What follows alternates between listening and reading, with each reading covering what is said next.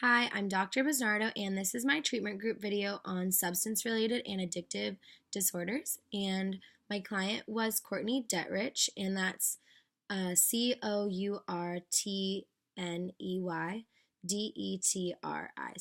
and she's 28 years old.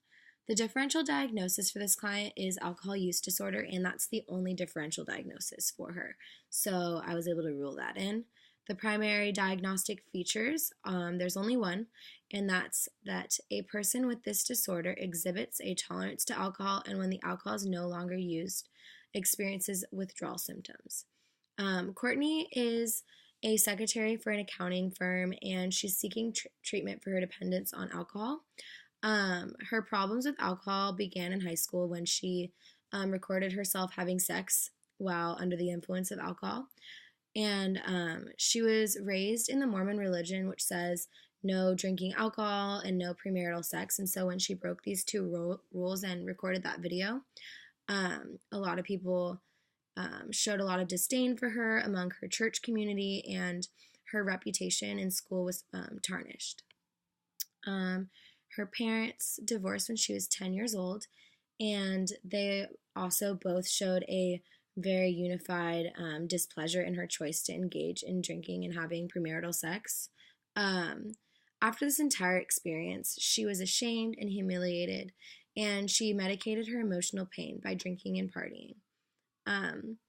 Courtney has a very interesting relationship with her mother. It's a very strained relationship. Her mother has never said that she loves her, and she often goes out drinking with her on the weekends, and this upsets Courtney because her mom still, shows that she's doesn't like that she goes out and drinks, but then she goes out and drinks with her, which is very hypocritical.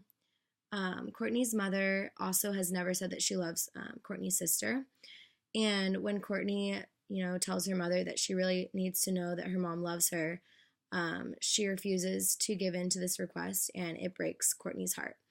And because of this, she also goes out and drinks and continues to party to deal with her emotional pain. When she drinks until she blacks out. And in an hour span, she's been observed drinking up to 5 beers, taking 3 tequila shots, and drinking 2 mixed drinks.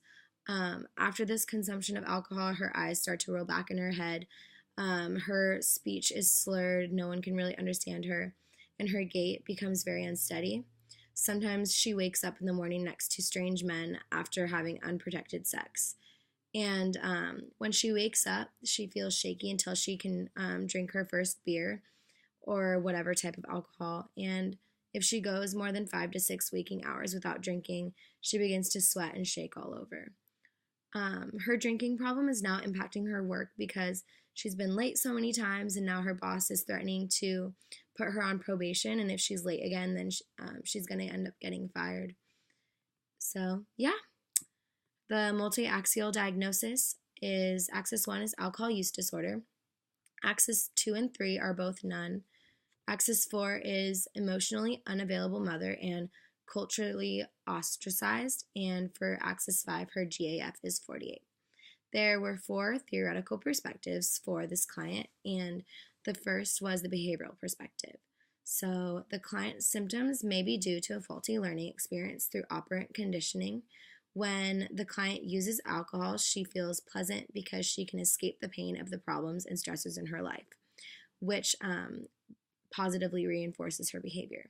She also avoids her pain by drinking and partying, which is an escape mechanism, and because she's able to escape the stressors and pain in her life through the use of alcohol, her behavior is negatively reinforced. The family perspective was the next one, and for this perspective, the client's substance use disorder may have developed due to dysfunctional family dynamics. The client's mother shows very little affection and has never told her that she loves her, and because of this, the client deals with her pain by drinking and partying. The client also experienced a lot of judgments and disdain from peers, church members, and her parents after her sex video was leaked, and the client was humiliated by this entire experience. The biological perspective was the third perspective that I had, and the client may have a genetic predisposition for the development of alcohol use disorder. When she drinks, dopamine is secreted which results in the overstimulation of the brain's reward pathway.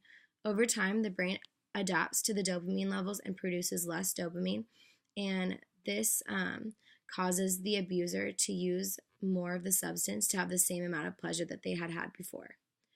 The last perspective was a sociocultural perspective.